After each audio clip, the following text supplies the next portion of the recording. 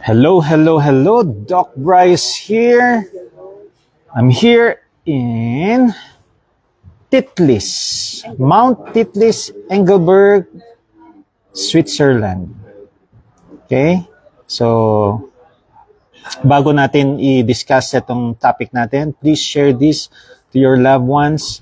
Dun sa mga may health condition, may mga health issues, diabetic man kayo, hypertensive, fatty liver, have gout, okay? May autoimmune diseases, may psoriasis, eczema, anything. Mga health issues. Ito, mga health issues na hindi gumagaling, makinig. Baka akala ninyo, magulat kayo. Pagka nag-lifestyle modification kayo, nag-low-carb lifestyle, baka ito nang kasagutan sa inyong kakaibang health conditions. Kung natatandaan niyo kagabi, kahapon, na-discuss no, ang Takayasus arthritis. Ito, sakit sa ugat to.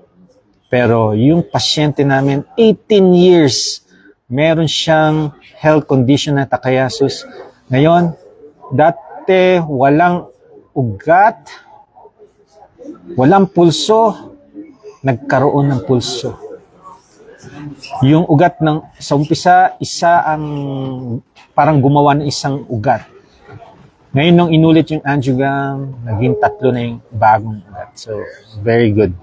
Okay? So, sa lahat ng mga may health condition, makinig lang kayo. Tapos, i-ready nyo po yung inyong mga questions if ever. Okay? So, unang-una, nutrition.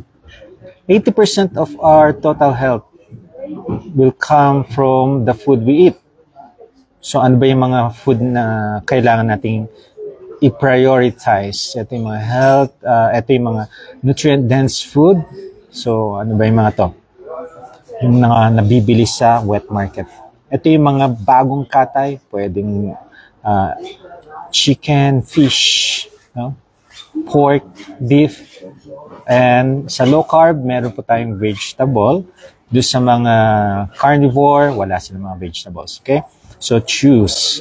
Ang mahalaga, tatanggalin natin lahat ng mga processed food, tatanggalin natin ang mga sugary food, sugary drink.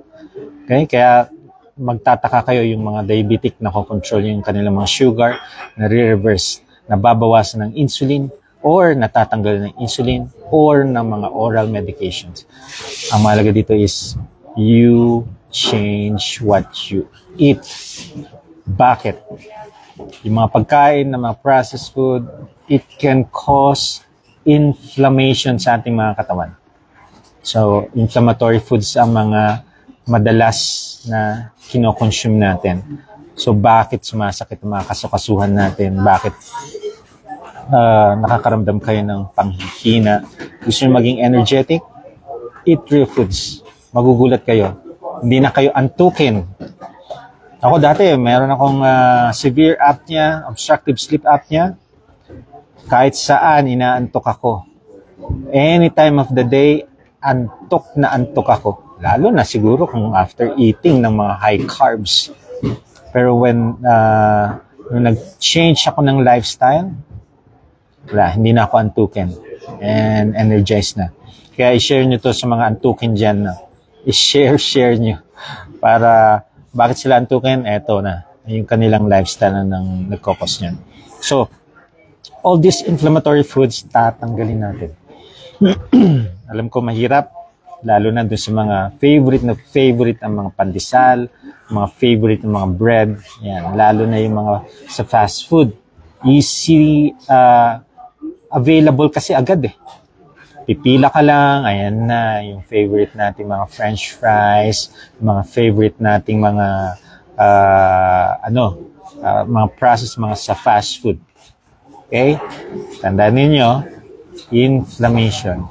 Pagka nagkokos ng inflammation, tanggalin natin sa ating kinakain. Okay? Oh. Yes. So, nutrition yan. So, it addresses the inflammation in our body. It real foods. Real foods. Kinakatay po ito. So may egg. Dun sa mga nagsasabing wala silang budget for the pork kasi mamahal ngayon yung mga karne, no? Mamahal. You can focus on the fish. You can focus on the eggs. Ang daming pwede nating iluto. At syempre, siguro, kaya natin makabili ng mga manok. Okay? So, pwede rin kayo maggulay as long as it is real foods. May napansin ako may mga gulay ngayon nasa plastic bag. May mga preservatives kasi po yan. Okay? Kung ang mga pagkain ninyong binibili ay hindi nasisira, inaabot ng buwan bago masira, process po yun. Ang mga pagkain na totoo, madaling masira. Tandaan po ninyo yan. Pero ang nakakatuwa, no? Dati naman talaga, very healthy ang ating kinakain. Naalala ko, bago ako kumain ng mga snack, alam niyo yung snack ko noon? Prutas. Ang mga snack ko, pinipitas. Kailangan pagpaguran natin. Kailangan meron tayong gagawin para makakain nito. Okay? Yung iba, talagang nagtatanim pa sa kanilang bakuran para lang meron silang prutas na titikman. Okay? Ang mahalaga dito, natural food dito. Okay? Kaya nakakatuwa. It addresses the inflammation. Kaya, nung panahon ng mga 1970s, 90s, mga 90s, bihira ang stroke, bihira ang heart attack. Alam nyo, mga namamatay noon, ulcer. Ang taas-taas ng incidence ng ulcer nung panahon noon. Bakit? Ang mga Pinoy, malakas lang magtiis kahit gutom. No?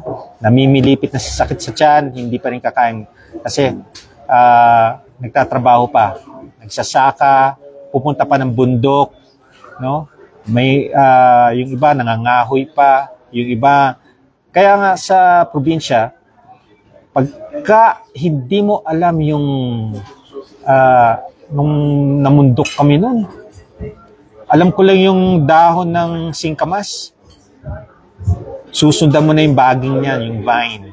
Tapos nakahukay kasi yung singkamas. Kaya doon sa low carb, starchy food po ang singkamas. Pero panahon noon, wala pa kasing processed food kaya puro tayo prutas. So pagka hinukay mo yan, ang lalaki ng mga singkamas na nahuhukay namin. Walang kalasa-lasa, hindi matamis. Hindi katulad ngayon.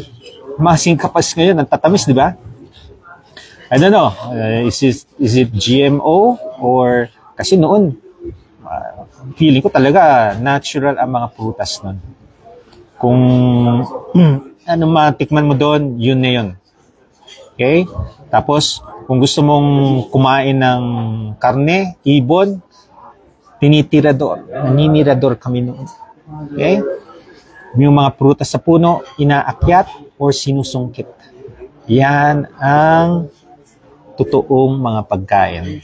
Kaya, focus lang tayo sa real foods. Yung iba naman, nagsasabi organic. Well, much better nga ang organic.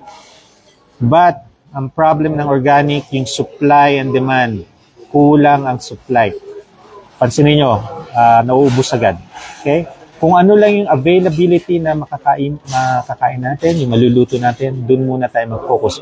Kung kayo nasa dagat, ito ang source of food ninyo, isda, yan. Hindi tayo pwedeng magreklamo, walang manok, walang itlog, no? Nasa dagat, talagang isda ang ating main source of food. Kung nasa bundok kayo, dati nun, yung mga katutubo sa bundok, bumababa sila, pinagpapalit nila ang mga buhay na hayop, buhay na manok, mga itlog, buhay na kambing, buhay na mga baka, o kaya mga pabo, mga manok pala. Bababa nila, pagpapalit sa sardinas. No? Pero sa totoo lang, mas healthy yung kinakain nila, niluluto nila. Ngayon, out na po yung mga nasa lata, out po yung mga nasa plastic. Cook your real food. Prioritize natin home-cooked meal. Okay? Nutrition, 80%. Ulitin ko, 80% of our health. Okay. Once nagawa ninyo ang low carb, papasok na yan ng fasting. So, fasting, hindi nyo magagawang lifestyle ng fasting kung hindi kayo fat adapted. Napakahirap mag-fasting, lalo na yung mga gusto mag 24 hours. Nahihirapan sila. Sa totoo lang, nakala nila, madali lang to. Meron akong patient, sabi niya, Doc, 24 hours nagawa ko mag-fasting. Bakit the next day hindi ko na magawa? Because your body is needing your supplement, etong food, nutrients. Yes, nakaya niya ng isang araw na walang kain, pero the next day, iba-iba. Iba-iba mga nararamdaman natin. Kaya malaga dito is listen to your body. If you're hungry, eat. If not, wag kumain. Problem natin, nakaset na sa orasan natin, kakain tayo ng oras ng ganito, may merienda tayo ng ganito. Kaya pansinin ninyo, 6 meals a day, 7 or 8 meals a day ang ginagawa natin. Pero nung nung panahon ng 90s, aba, maalala ko lang, ang kain lang namin 3 times. Tapos, kung hindi ka makapag-merienda, wala. Merienda mo doon, pipitas ka lang. Habang naglalakad sa kalsada, namimitas. Makakita ka ng mga bayabas, makakita ka ng mga tawag dito, siniguelas, yan. Sari-sari mga prutas nun. Pero ngayon, wala nang ganyan. Wala nang puno. Alam niyo bakit nagbabaha ngayon? Wala nang puno. Kaya nakakatuwa. When you do the right, when you eat the right food, fasting will follow. Kaya nakakatuwa na yung iba, once na nakaranas sila ng 24, 32 hours, 72 hours of fasting, ang ganga ng feeling nila. Do that because it promotes autophagy. Self-healing po yan. Naninibago yung telomeres po natin, no? Nagpa-function, dumadami, humahaba ang telomeres natin. Habang tumatanda kasi tayo, umiiksi ang telomeres. When you do lifestyle modification, mas humahaba ang telomeres natin. So, autophagy, yan ang habol natin sa fasting. Yung iba dyan, pinipilit. Wag yung pipilitin. When you feel some discomfort, dizziness, headache, no? Tandaan ninyo, baka dehydrated. So, sip your electrolytes. Kung hindi mawala, kumain na. Okay? Kung nawala yan, gutom yun. Okay? Pero kung hindi pa rin nawawala, kung uminom na kayo ng electrolytes, kumain na kayo, kung hindi pa rin nawawala yung mga discomfort ninyo, kulang sa tulog naman yun. Okay? So, listen always to your body. Huwag tumambay sa kitchen. Kasi pagka tumambay po kayo sa kitchen, unconsciously, naghahanap po kayo ng food. Okay? Construction worker, may nakita ako nagtanong, no? Dapat ba mag-fasting? Ganito lang po yun. Pag ang construction worker, nag-low carb, magugulat siya, hindi siya nagugutom, kahit na nagtatrabaho. I had a patient, nung first year pa lang ako nag-handle ng mga low carber. Meron po akong pasyente, yes, nagpa-guide sa akin. Ano siya? Construction worker. Low carber construction worker. Pinagtataka niya, lahat ng mga kasama niya pagod na, siya hindi pa. Kaya nag-extend siya ng mga trabaho, natatapos niya agad ang nakatoka sa kanyang mga gawain. Kayang-kaya yan. Kung open-minded, kasi nasanit tayo. Alam nyo, naranasan ko po yan. Nag-laborer po ako. Bago po ako magkolehiyo, no, pumasok po ako yung gumagawa ng mga poso, yung naghuhukay. Nagawa ko po yan. Nagbubuhat ng mga bakal, mga tawag dito, yung ginagamit sa paghuhukay. Okay? Tubero, mga tubo, binubuhat ko yan. Grabe noon. Pag uwi ko niyan, alam mo, isang kaldero, ubus ko. Kaya nga nung nagkaroon ako ng patient na construction worker na naglo-low carb, grabe daw ang energy niya.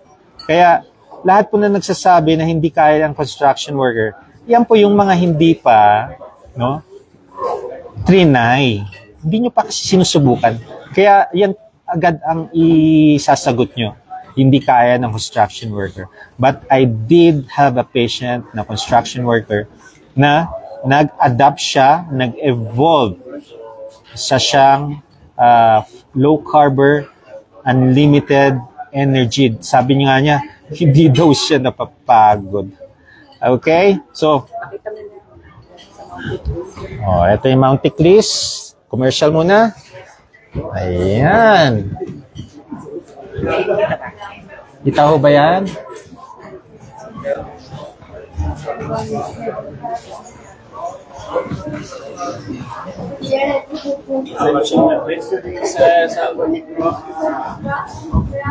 Diba? Ang ganda. Yan. Okay. So, fasting. Yung inflammation, yung nutrition addresses the inflammation. Yung fasting naman, autophagy. Ito yung fountain of youth. Okay? Another fountain of youth or autophagy is the active lifestyle. If you are doing high-intensity interval training, autophagy po ang ina-address yan. Okay? Self-healing yan, autophagy. Yung kinakain yung damaged cells natin, napapalitan siya. So, ang mahalaga dyan, dun sa mga sedentary, start lang tayo dun sa na-enjoy natin na exercise. Ano ba ang exercise na na-enjoy natin? Walking. Maglakad-lakad. Pagka nag-walk tayo, yan. Dun natin may startan ang cardio. Eventually, magle-level up po tayo.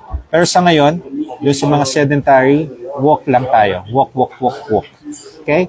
Enjoy nyo. Lahat ng mga nagbubuhat din, i-enjoy din yun yung pagbubuhat. Gumawa ko ng program, kasi kadalasan sa mga gym, grabe yung mga coach, ang hirap ng pinapagawa nila. Pero sa akin, I advise you to do some program, yung kayang-kaya nyong buhatin muna. Ang mahalaga dito is maging consistent po tayo. Ha? Okay? Wait lang. Ayan. So, autophagy, yung fasting, yung active lifestyle, autophagy tayo. Okay? Ito yung mga components, no? Pero paano natin i-address ang nutrition, fasting, and active lifestyle kung wala naman tayong right mindset? So, open-minded po ba kayo? Siyempre, dun sa mga naglo-low carb ngayon, nararanasan na nila ang benefit, no? Ng benefit ng lifestyle modification ito. Okay? So, tandaan natin, proper low carb nutrition, fasting, and active lifestyle. You will evolve. Okay? You will have the best version of yourself. Usually after a year or 2 years. Okay? So, this is the right time to answer questions. So, ask away. Okay? Isa-isayin po natin yan. Tapos, ang malaga is, ang tawag dito, alam ninyo bakit nyo ginagawa ang paglo-low carb or yung pag-change ng lifestyle. Okay? Hello, yes. Pasok po ba sa atin ang chicheng baboy? Chicharon. As long as, no, niluto to sa coconut oil or sa lard. Okay, kagabi, no, yung tawag dito, yung chicharon na yung anak ng low carb, yung chicharon nila, lard, niluto sa lard. Okay, ayan.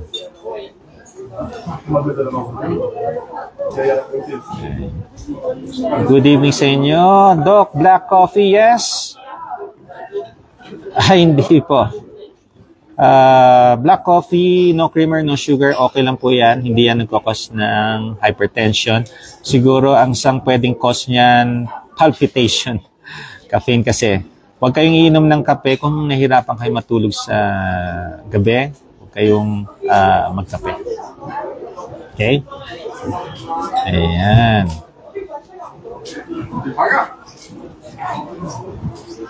Hello, yes, ang dami mga Cora Cueto Castillo.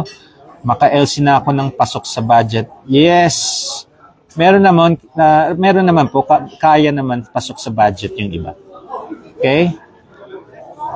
Ako nga, sa totoo lang, pagka nag-strict ako, madalas twice a day lang ako kumakain or once a day. Okay?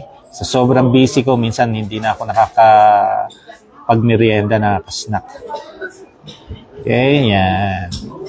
Dito sa Japan, mahal ang gula, kaya pork na lang at manok beef. Kita mo, iba-ibang country, iba-ibang mga problems nila sa paglo-low carb.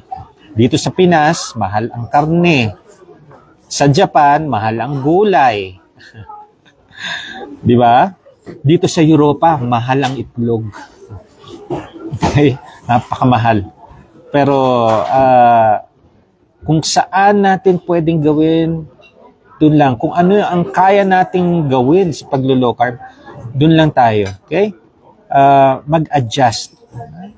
Ang kagandahan sa mga Pinoy, yung adaptability nila. Okay?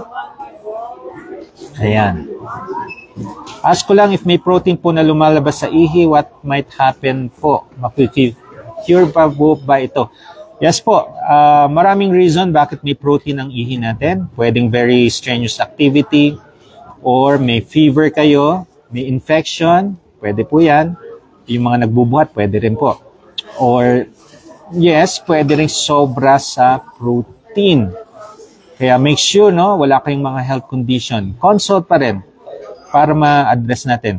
Or baka kulang kayo sa fluids. Yan. Sabi ni ng nanonood. True, I remembered first time ko na admit sa hospital way back 1990s. I was in college dahil sa ulcer. Diba? Totoo yan. Alam mo bakit naalala ko yung ulcer? Marami po akong kamag-anak. Namatay sila sa ulcer. Loss of blood. Imagine mo, tiniis ang ulcer. May bleeding na, dumudubi ng dugo.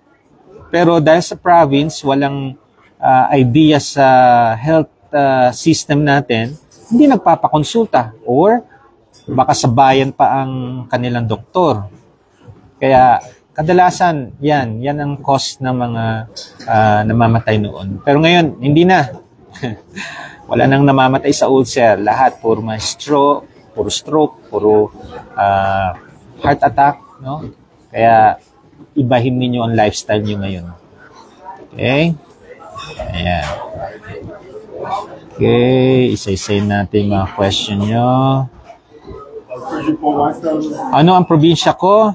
Ano po? Isabela, sa Tumawini, Delfin Albano, Aga, Delfin Albano, Isabela, at saka sa Narvacan, Bantay Basit, Narvacan, Ilocos Sur. Anong gamot sa keto rashes? Okay, tanggalin nyo muna ang nuts, tanggalin nyo muna ang seafoods. Isa to sa keto flu, kung nag-start pa lang kayo. Tapos fluids, baka kulang po kayo sa fluids. You need to drink plain water, electrolytes. Tanggalin nyo muna yung mga nagpapadehydrate ng mga fluids. Like what? Tea, coffee, isa po yung mga pwede mag-cause ng diuresis. Okay? Ayan. May nag-aloha. Are you in Manila by December? Yes po. Okay, December na po, nasa Manila ako. But yung yung face-to-face consultation ko, punong-puno na po ako. Pasensya na po, pagka December, very busy. May 2 weeks na out na. Maagang napupuno. January na po ang face-to-face ko sa ACE QC. ACE Valenzuela, pwede naman. So, mag-message lang. Ngayon, pwede nyo rin akong ma-meet dun sa mga walang budget. Free consultation to ha. Meet and greet. Saan? December 1 sa, I think, Bacoor, Cavite na. Bagong venue na po ito. Hindi na Imus. By Keto Mojo. sa Bacoor, Cavite. Andun po si Ate Mabs, andun din si Tito J darating. And hopefully, yung mga ibang mga low-carb personalities na mga coaches natin. No? Kung pwede kayong mag-drop by, hindi namin kayo tatanggihan. Pumunta lang po kayo. Okay? Ayan. 24 hours IF, super parang walang gutom. O, di ba? Adapt and evolve. Kala nyo, hindi nyo kakayanin yan. Okay, I don't feel tired. Kaya lang, sometimes hard to get my sleep. Okay. Paano natin na-address ng hirap, yung mga insomnia, yung hirap matulog? Magpa-araw sa umaga, mag-exercise sa umaga. Tanggalin nyo muna mga caffeine, mga kape. Okay? Tsaa, tanggalin nyo rin. Pwede yung chamomile. 1 hour before bedtime, maligo ng warm water. Warm bath tayo. Tapos, patayin yung gadget. Number 1 cause ng puyat, gadget. Okay? Ayan. Okay. Sa mga gusto magpa-check up, mag-message lang po sa page ko, sa Messenger, no? Ask ko lang po, bakit po sobrang kati ng buong katawan hanggang ulo, buhat po na nag-low carb ako? Okay, number 1. Nuts. Meron po mga pagkain, no, kahit na nasa safe food list, tinatanggal ko po pag nangangati po kayo. So, nuts and yung mga seafood, shells, tanggalin ninyo. Kung meron pa rin pangangati, tingnan nyo ang paligid ninyo kung punong-puno ng mga pets, lalo na yung mga balahibo, ibig sabihin, meron kayong mga insekto. Okay? Number 3, environment. Kung katabi ninyo construction worker, construction site, mabuhangin, maalikabok sa lugar ninyo, isang cost niyan. Kung mapuno, okay, tingnan nyo sa sinasampayan nyo, baka may igad gumagapang sa mga damit nyo, pwedeng mga tiyan. Okay? Okay. Ano pa? Anong milk po ang pwede sa low carb, may fatty liver? Ang question dyan, bakit gusto nyo mag-milk? Raw milk, pwede po. Okay, raw milk. Ang panahon ko, nung bata ako, marami yan. Lalo na sa mga goat. Okay? Ayan. Good evening. Pwede po ba mag-low carb ang isang 69 na may diagnosed na may hepatic cyst? Yes po. We have patients na mga senior or elderly or much better guided po tayo. Ha? Beginner po ako. Iwas lahat ng mga sweetener. Ilang right. Ano yan? Right away po ba tanggal ang rice if mag-start ako bukas? You need to have baseline lab results. Consult muna. Yes, much better. Tanggalin na natin, no? 20 grams yan. Below 20 grams, so yung veggies ang source of carbs natin. Okay. Ayan. Doc, di rin ba advisable ang stevia or other substitutes sa black coffee lang? I'm putting 1/4 teaspoon po kasi sa black. If you are not diabetic, okay lang po yung stevia. Ito yung mga natural sweetener. Monk fruit and erythritol. Pero nasa kosher food list siya. So, ang maganda dyan is wag araw-araw. Okay? Ako dati nag-start ako dyan. 2 sachet ako ng stevia. Then, naging 1 sachet. Then, nung nag-dig deeper ako sa low carb, tinanggal ko na ang sweetener. Okay? Any advice to magre-restart? Slow ang connection ko. Bumalik sa strict practice ngayong Christmas season. Okay. Ang mahalaga dito is lifestyle talaga. Eventually, dadaan kayo sa mga holiday season, may mga fiesta, may invitation. Ang advice ko, when you go to an invitation, kumain na kayo sa bahay, home-cooked meal, para pagdating ninyo sa event, socialization na lang. Hindi na tayo, konti na lang kakainin natin. Okay? Ayan, maraming mga bago ngayon. Doc Bry, kamusta po? Bumili na po ako ng barbell at dumbbell para sa resistance training exercise. Congratulations. Okay? Alam nyo, kahit 80s or 90s, 70s ang edad ninyo, you need to do lifting exercise. Okay? Start lang kayo sa mineral water, ha? Okay, ano pa ba?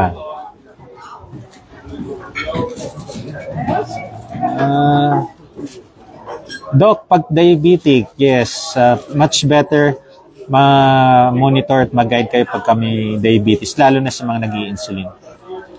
Doc, Santa Maria Isabela ako, Ibanag po ba kayo, no? Napato, yun lang alam kong Ibanag. Ilocano po. Ngayon bang rabi kada kayo amin? Okay. Enjoy your Europe tour. Sana dito sa London, punta din kayo. Yes, ang plano ko UK. Okay. Creatinine 0.6. I think normal po ang 0.6 na crea. Tingnan niyo po yung yung papel ng laboratory kasi andun yung normal values niya. Okay, any recommendation po kapag nagki-crave ako sa sweets? Alam niyo, pag kami cravings pa, ibig sabihin yan, hindi pa kayo adapted sa low carb. Dapat wala pong cravings, ha? Yan. Okay. Meron po kayo schedule for consultation? Yes, meron po. Mag-message lang po. CDO, kita-kita tayo sa CDO sa, I think, January. January po yan. 25 or 26. Andyan po kami. Mag-register kayo. January 25. May talk. Health talk. Rosario Pavilion. Sa Rosario Pavilion yan, ha? Limket Kai? CDO. Baka ako ma-heart attack. I eat pork fats 4 days in low carb, no carbs at all. No. As long as tinanggal nyo na po yung mga processed food, mga refined carbohydrates. Ang dami po akong minomonitor. Ang BP nila from 180 or 150 over 90 down to 110 over 70. Nagagandaan ngayon mga BP nila. Okay. Nag-start po ako mag-low carb at fasting ng isang araw. Listen to your body, drink your electrolytes, or eat pag meron kayong nararamdaman. Pwede po ba kami pumunta sa December 7 sa mission po ninyo? Yes po, punta lang po kayo mag-register sa Low Carb Real Talk with Doc Brian Kuya Gibo. Okay? Pwede po ba mag-low carb ang meron G6PD? Ay, yes. Pwede po. Pwede ang shiitake. Out po ang shiitake dun sa mga may diabetes. Yung dry shiitake. Yung wet shiitake pwede po. Ha? May mga maintenance po ako. Pwede ko na po bang stop? We need to monitor your BP for a month or 2 months. Tapos consult your doctor. Pakita niyo yung BP monitoring. Kaya magpa-consult kayo sa akin. Titingnan ko yung mga BP monitoring ninyo. Okay. Grabe nga, Doc, yung konting sugars, substance na lang sa kape, ang di ko matanggal. Okay lang yan. Kayang-kaya. Akala nyo lang mahirap, pero sa totoo lang, once na mag-start kayo at you put your mind into it, yung goal ninyo, kung may goal kayo, magagawa nyo yan. Ako nga, akala ko nga nun, hindi ko magagawa. Ba't ko nagawa ngayon? Okay. Okay lang ba ang matcha? I think yes. Kung pure matcha siya, wag yung latte, ha? Ayan. Ayan. Hello sa inyong lahat. Sabi ni Sir Leo Galang, okay na po yung sugar ko. 100 na. Congratulations. Okay. May hyperacidity ako. May MVP with mild. Mild lang yan. Very good. Nagpapalpitate. Baka kulang sa electrolytes. Okay. Need nyo yung consultation, ha? Kailangan malaman natin ano pa yung mga ibang paano po mapababa ang uric acid? 7 po yung sa akin. Kung wala pong pain kayong nararamdaman, kahit mataas ang uric acid, no need for medication. Paano natin pabababain? Fluids. Kulang kayo sa tubig. Doc, twice a day po ang culturate ko. Ba't kayo nagka-culturate? Okay. Total thyroidectomy. Okay. Yes, kailangan natin ng monitor ninyo yung calcium ninyo. Ha? Monitor niyo. isama nyo sa laboratory. Okay. QC, January na po ang available sa QC na face-to-face. Ang free consultation po is pumunta po kayo sa meet and greet. Free po yan. Anong gagawin ko pagka nakakain na ako ng tinapay? Anong gagawin? Wala, hintayin nyo yung idumi. Wala tayong magagawa dyan. Okay? Paano mag-start? Low carb kasi meron po akong uric acid. Number 1, all processed. Number 2, all sugar food, tanggal. Sugar drink, tanggal. Focus kay fluids. Lahat ng mga na-stroke survivor, pwede po kayo mag-LC. Marami po kaming minomonitor na stroke patient, mas lumalakas po sila. Out po ang banana. Okay. Yung sugar mo, 148. Mataas po yan, no? Ang goal natin sa morning, wala pang kain, 100 milligrams per deciliter and below. Pagka sa gabi, 2 hours after dinner, 125 milligrams per deciliter and below. Hindi niya, natitis niya daw yung walang asukal ang kape, pero hindi niya matiis ang tinapay. Addicted pa rin po kayo sa high carbs. Okay lang yan. Lahat pinagdadaanan yan. Nako, pag kami apas, inflammation po yan. Hypertension, nako. Mag-low carb kayo, i-address niya ang inflammation. Thank you, Doc. Inspiration kayo sa aming mga starters guided by medical principles pa. Yes po. Sa totoo lang, no? Doubtful ako sa umpisa, pero nung nag-dig deeper ako, nag-research ako, nag-aral pa ako ng about the low carb lifestyle. Sabi ko, tapos ako unang guinea pig, ginamit ko lahat to sa sarili ko. Then eventually, tumanggap ako ng mga pasyente. Okay? Okay, pagka nagda-dry skin, kulang po sa fluids yan, ha? Dry skin. Or, baka kailangan nyo mag-lotion. Ayan. Kapag nakakain po ako ng gulay, sumasakit mga kasukasuan. So, pwedeng, ibig sabihin yan is oxalate sensitive po kayo. Okay? Kung kumakain ng gulay. Pero ito, pagka strict low carb kayo, wala talagang processed food, walang mga sugar. Kung kumakain kayo ng veggies at sumasakit yung mga katawan ninyo, oxalate sensitive po yan. Okay lang ba ang barley grain? I think ang mahalaga dito, no? Yung pure, yung original na barley. Okay? Pero pag may health conditions kayo, no? Yung barley, okay naman. Ginagawang tea yan, tsaa. As long as wala pong sugar, walang mga cream. Okay? Bakit po humina na ang pagbawas ng timbang ko? Unlike nung nag-start ako, laki ng pagbawas. Okay. Yan yung tinatawag nating plateau. Pagka nagpa-plateau, meron lang kayong gagawin na panibago. Need nyo na mag-level up. Baka stagnant na kayo dun sa mga pinaggagawa nyo. Kailangan baguhin na. Okay? Nestle cream, yung all-purpose cream po, allowed po yan nasa caution, pero wag daily. Basta lahat ng mga nasa caution food is iwas po. Wag gawing araw-araw. Okay, normal na din ang labs. Ano kaya dahilan sa palpitation? Number 1, puyat. Number 1, dehydration. Yan yung number 1 na mararamdaman ng mga dehydrated, palpitation. Number 2, puyat. Umiwas kayo sa puyat. Number 3, yung mga processed food. Okay? Ayan. O yung all-purpose cream sa matcha. Okay lang yung matcha daily. Basta original to or yung walang ibang ingredient. Yung all-purpose cream, wag naman daily. Wag araw-araw. Okay? Ayan. Ano yung Coco Mama? Coco Mama. Gata yata, no? Nasa Tetra Pak. Process po yan, ha? Out po ang process po. Ano maganda kainin pababa sa sugar? So naman, edi low carb food. Okay? Focus lang kayo sa safe food list. Nandun sa page ko, yung mga safe food list. Yung quotient food list, out muna.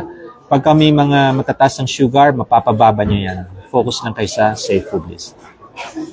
Paano po hindi maiwasan ang bread? Pero ang rice, naiwasan ko po. Paano maiwasan? Huwag kayong bumili ng bread. Sabihan niyo yung mga kamag-anak ninyo or kasambahay ninyo, huwag kayo mag-uuwi ng tinapay, lalo na yung malunggay pandesal. Sarap nun. Paano po pag nasa borderline ng creatinine, di ba po nakakasama sa kidney?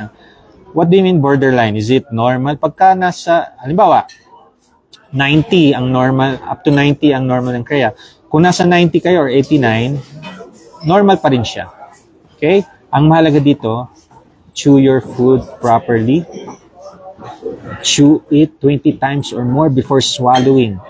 Yung iba, hindi nang inunguya. Ha? Consult po tayo. Tingnan natin yung ibang mga, baka yung BUN nyo mataas. Okay. Natural lang mahirap magbawas kapag naka-low carb. Hindi naman. Kulang lang kayo sa fluids, kulang kayo sa oil, and kulang kayo sa galaw-galaw. Cashew, I think cashew nasa, hindi ko kabisado yung mga nuts. Out po ang cashew. Ang meron yung almond nuts. Tingnan nyo yung nasa list ng nuts natin, ha?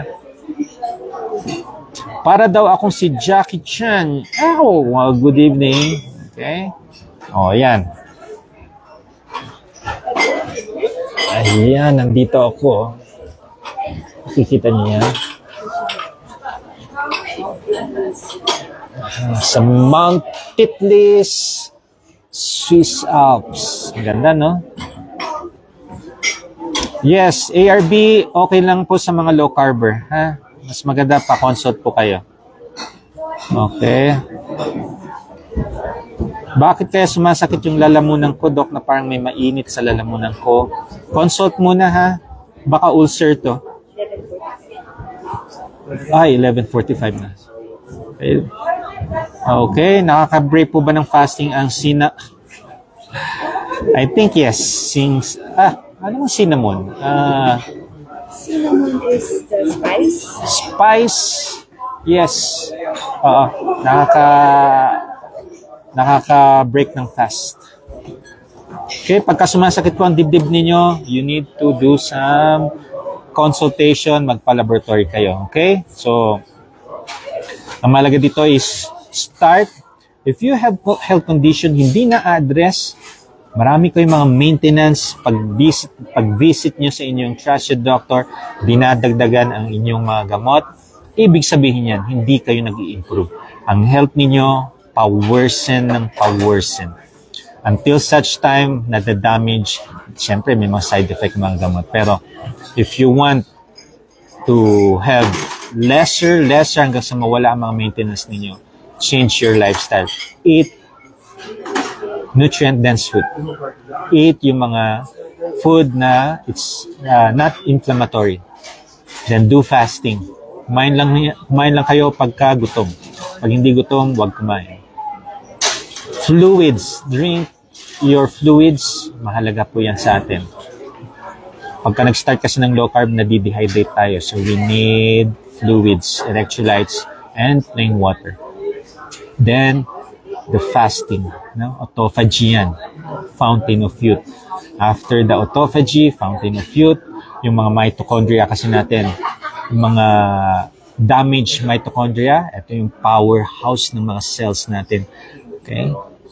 Nagre-regenerate ng bago. Okay? Tapos, do active lifestyle. Sedentary, start lang sa walking. Then, after a month or 2 months, level up. Pagka nagsasag na ang mga skin niyo, kailangan niyo ng mga lifting exercises. Okay? Kaninang umaga, tumakbo ko ng 10 kilometer dito sa Switzerland. Yellow. Pero ang ganda ng kanilang running route. Hindi madulas. Okay? Napakalamig na. Pero natapos ko naman, 10 kilometer. Okay? Sa mounted is Negative 14 degrees centigrade ang ating temperature dito. kaya nasa loob lang. Doc, bakit palagi akong sa Ilocano let Nyek. Nakakataba daw ba tubig? Hindi po nakakataba ang tubig, ha? Hindi totoo yun. Okay? Doc, ano po pamalit sa kanin para maiwasan? Yung iba, yung egg white. Yung iba, yung repolyo. Yung iba, pipino. Yung iba, ano tawag doon? Broccoli. No? So, iba-iba pwede po. Nasili po ng nephro, ba? Cholesterol ko 330, then nisatahan ako ng, okay. To all those, no? Hindi po ako nagbibigay ng lipid-lowering drugs. Because you can lower your cholesterol, you can lower your LDL, pero bakit mo ba i-lower yan? Okay? Ang mahalaga yung triglycerides, ang mahalaga yung HDL. Nasa normal sila. Mababa ang trigly, mataas ang HDL. So, wala po. Hindi na po ako nasa Paris. Nandito na po ako sa Switzerland. Mamaya, nasa Milan po kami. Italy. Milan, Italy. Okay. Yes, masarap na makbo dito. To those na takot sa cholesterol, compromise. Meron tayong mga mahal sa buhay na takot sa inyong mga cholesterol. Compromise kayo para hindi naman sila high blood din. Okay? Kayo hindi high blood, sila high blood sa result ng labs nyo. You can lower it down. Huwag naman yung sa masyadong mababa. No? Hindi healthy yung masyadong mababang cholesterol. You can lower it down by doing fasting and exercise. ATM daw si Ma'am Ivory low carb diet. Okay, may update. Yes, mamaya, i-review ko lang. Okay? So, collagen, chicken feet, bulalo. These are natural collagen. With the right mindset, no? You need to do proper low-carb nutrition, doing fasting, and active lifestyle. Be the best version of yourself. Oh, itong Swiss Alps. Ganda. Okay? Adapt and evolve. Bye.